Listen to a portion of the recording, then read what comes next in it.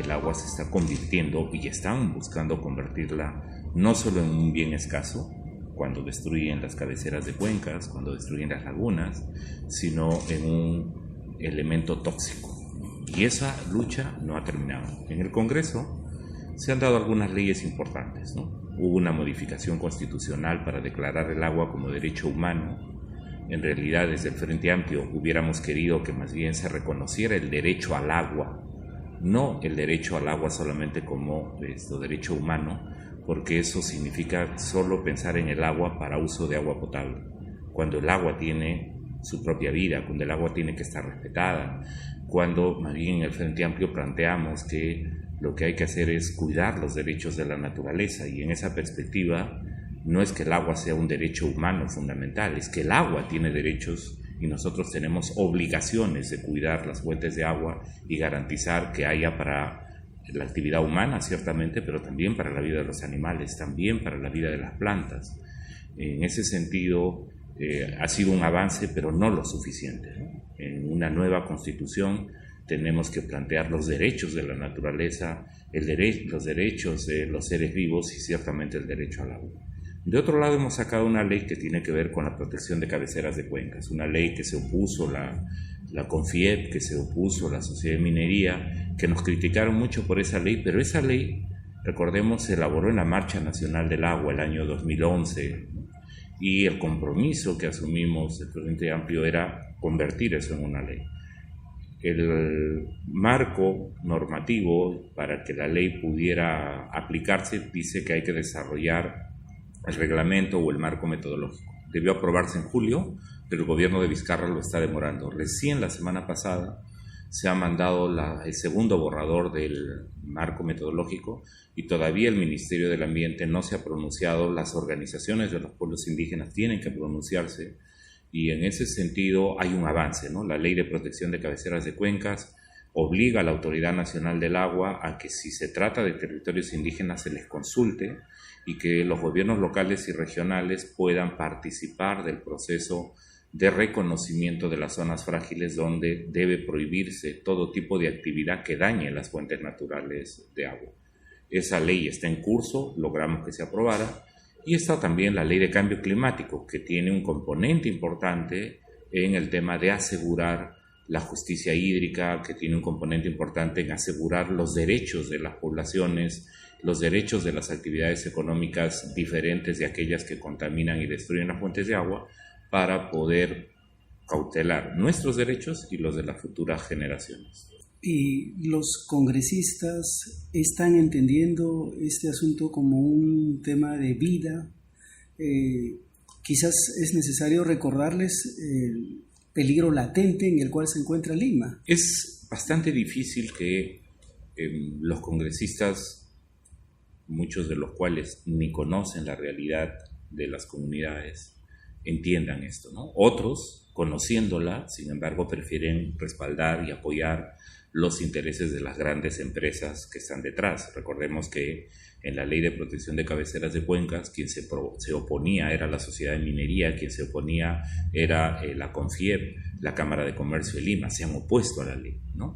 Sin embargo, yo creo que cuando esos temas se debaten, se discuten, pueden lograr apoyo. De hecho, la Ley de Protección de Cabeceras de Cuencas tuviera el voto unánime de la Comisión Permanente, por ejemplo, ¿no?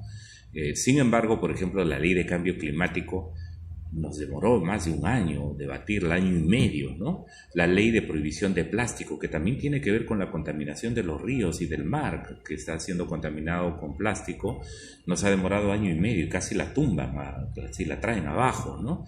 Vamos a ver si avanzamos con la Ley de Ciudades Sostenibles. Está una ley que también tiene que ver con la Marcha Nacional del Agua, que es la prohibición del cianuro en actividad minera, que también fue un proyecto de ley que trajo la Marcha Nacional del Agua. Y esperamos, ya tiene un dictamen, ¿no? Esperamos que pueda ser debatido y aprobado en comisión.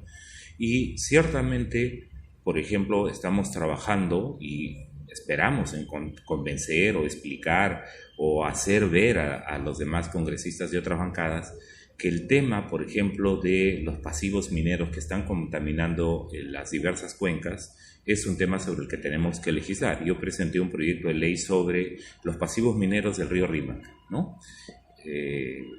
casi lo archivan, menos mal se ha iniciado un debate, y fruto de ese debate ahora tenemos un dictamen aprobado por unanimidad que es mejor es mejor incluso que la ley inicial que yo planteé, ¿no? Y lo que hemos logrado en el debate es que efectivamente ahora haya un texto aprobado, un dictamen aprobado por unanimidad en la Comisión de Energía y Minas sobre los pasivos mineros, que incluyen el río Rima, que incluyen la contaminación en todas las cuencas del sur, del centro, del norte y de la Amazonía, que están afectadas por pasivos ambientales mineros o petroleros, ¿no? Entonces, la tarea es difícil, ¿no? Pero no hay que cejar, no hay que cansarse y sobre todo decirle a la gente, ¿no? En medio de las corruptelas, de las vergüenzas, de los escándalos que hay en el Congreso, por lo menos quienes vinimos aquí con un mandato claro y expreso de quienes defienden la Pachamama, de quienes defienden el derecho de la gente a decidir sobre su territorio, quienes defendemos el país pluricultural y biodiverso, estamos aquí para hacer actividades de control contra aquellos que dañan y afectan los derechos fundamentales ecoterritoriales de los pueblos indígenas, los derechos ambientales en la ciudad, pero también estamos, digamos, para elaborar leyes o buscar que se deroguen algunas leyes que puedan haber sido lesivas para el cuidado del ambiente, lesivas para los derechos de los pueblos indígenas, lesivas para nuestra soberanía y nuestra seguridad alimentaria, sabiendo que en el Perú 7 de cada 10 peruanos comemos de lo que producen los pequeños y medianos agricultores, sabiendo que en el Perú más del 70% del alimento que se consume en el Perú está en manos de nuestros propios agricultores, cosa que otros países no tienen y que hay que saber cuidar, amar, valorar y defender.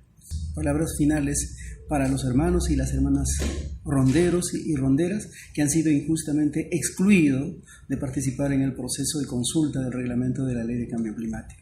Decirles no se canse. Miren, hace algunos años no teníamos Ministerio del Ambiente, hace muchos años no teníamos ley de consulta previa, hace muchos años se podía incluso asesinar como si nada pasara. Hay voces que crecen, los pueblos se organizan, los pueblos se juntan. Creo que ese es el camino y decirles, el agua no se vende, el agua se defiende. Y aquí tenemos que estar firmes en esa defensa, ahora que celebramos el Día Internacional del Agua, para decir que nuestras conciencias tampoco se venden, nuestra consecuencia para luchar por un Perú mejor tampoco está en venta. Y eso lo saben y ahí estaremos firmes ahora y siempre. ¡El agua no se vende!